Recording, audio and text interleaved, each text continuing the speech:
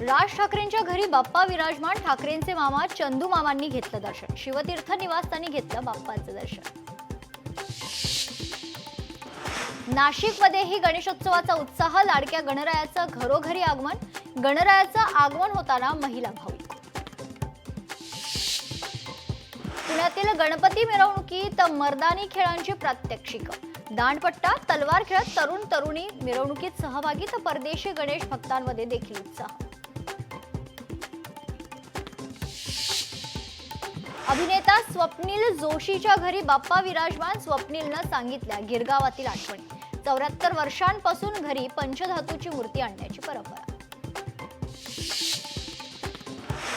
प्रताप सरनाईकांच्या घरी बाप्पाचं आगमन. कुटुंबासह केली पूजा आरती. पूर्वेश सरनाईकांनी सपत्नीक केली पूजा. सोनू सूद यांनी केलं बाप्पाचं स्वागत. सोशल मीडियावर व्हिडिओ समोर. जम्मूच्या पूरग्रस्त भागातील परिस्थिती गंभीर. पुरात 3 जणांचा मृत्यू. जनजीवन विस्कळीत. मुसळधार पावसामुळे अनेक रस्ते पाण्याखाली.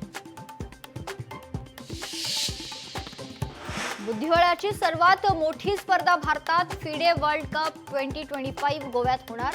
स्पर्धेत 206 खेळाडू होणार सहभागी. तर 30 ऑक्टोबर ते 27 नोव्हेंबर 2025 या कालावधीत स्पर्धा होणार.